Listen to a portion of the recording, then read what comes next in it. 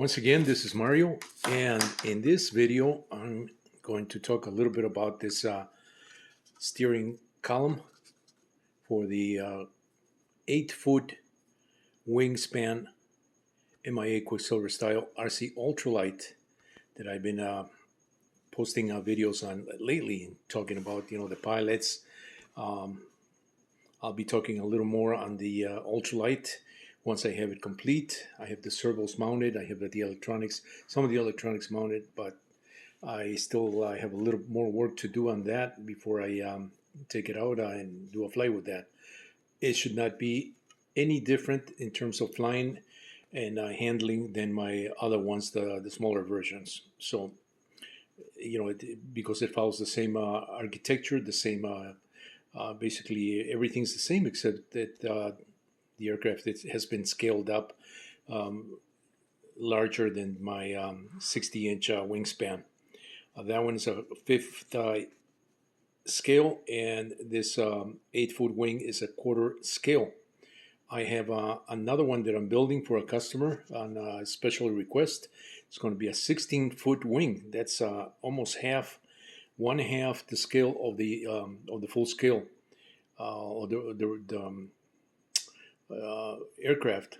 So that's going to be an interesting build. I'm working on the parts. I'm working on the patterns for the sail and the stabilizers as I'm doing this video.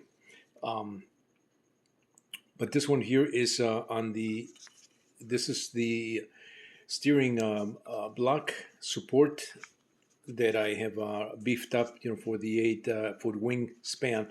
The other one does not have this triangular section here, the smaller ones, because it doesn't need it. It's well reinforced via this triangulation here. This is a 3D printed part. As you can see how that goes along with the with this aluminum bracket that holds the wheel assembly. For anybody that has bought one of my ultralights, from the beginning, I'm talking about since pretty much I started in my microflight, 24 some years ago, they are familiar with the way I do my control horns. This has become a trademark of MIA Microflight, and with this particular hardware that I use consistently throughout all my products, you'll see this type of hardware that I use, particularly these nylon clips here. And this is how I do my control horns, which makes for a positive and very robust control horn setup here. And you can also adjust this, for tightness. So the link actually goes here. It's a loop, an eyelet type of wire link that goes to the servos. And I do this for the ailerons. I do this for the elevator, rudder, anything that needs to be controlled. These are my control horns. The way I do them, on all my aircraft, I employ the same on autogyros, lanyards, cards. Pretty much all the stuff that I've done, radio control wise. And so this is I'm employing the same thing here for this particular 8-foot wingspan model. Now this is going to be mounted on my aircraft. So this is my personal aircraft here. This is the 8-foot wing. You can see how much room it takes, in this area here. It's quite a big model. These are some of the flight suits. I just did a recent video, so I'm not going to talk too much about these pilots here, but more on the on this setup here. I reprinted this in red because I really like the way this is coming out in red, and just to give it a little more color here on the frame work.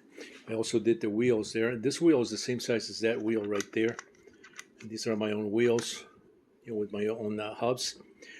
These are going to be larger than this one here, and so I'm also working on that. I'm waiting for this material here, this foam material, so that I can make the tires. Those are going to be these are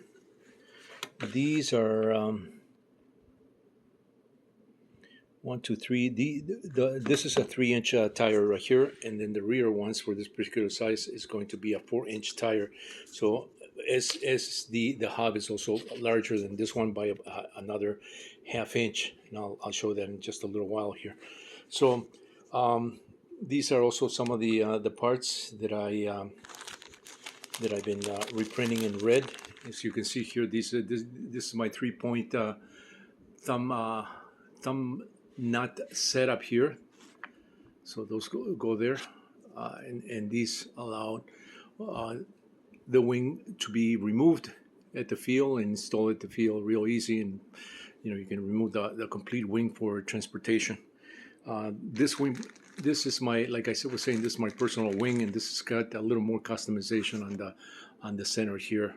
The ones that I've been making for customers it's one strict long piece, one wing, so you don't have to join it like I did here on this one here. This is just a little more customized because I started it with separate wings here, but my other wings are just a single piece, just to keep things a lot simpler, from an assembly standpoint. So this is my my new front end. You can see this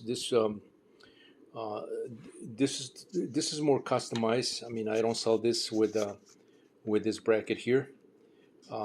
This aluminum bracket is a little more customized. This is actually a little more durable in the sense that this is a wire. This is a wire steering axle here that supports the wheel. And basically the same thing I do on my smaller ones. So this is a little more spring to it. This you land, if you land the wrong way, you're probably going to bend this aluminum bracket here. So you have to be really good at landing, and so I don't sell this with the 8-foot wing aircraft. That I'm selling these by custom orders, meaning that I don't have this at my website. You have to basically request this through my email. So, but this is my my highly customized setup here. I'm going to be changing this white one for the red one here, and of course, there's the servo right there. Same thing I do on the smaller kits. I got to change this one here because this came from another aircraft that I took apart, and I've been reusing the green quarter scale, also quarter scale aircraft that I did videos with I don't know, about 10 years ago, I think. So the link will go from here, to this point right here, and you can see how this works. Actually this is the control horn, as I was saying, for controlling the steering the front end. These right here are going to be my the wheels at the rear. I just printed these yesterday, and you can see how much bigger that those hubs are, or the wheel the rims. So that's going to take the 4-inch tire, and those will go at the back of the this 8-foot wing span MIA Quicksilver style RC Ultralight. Stay tuned for more.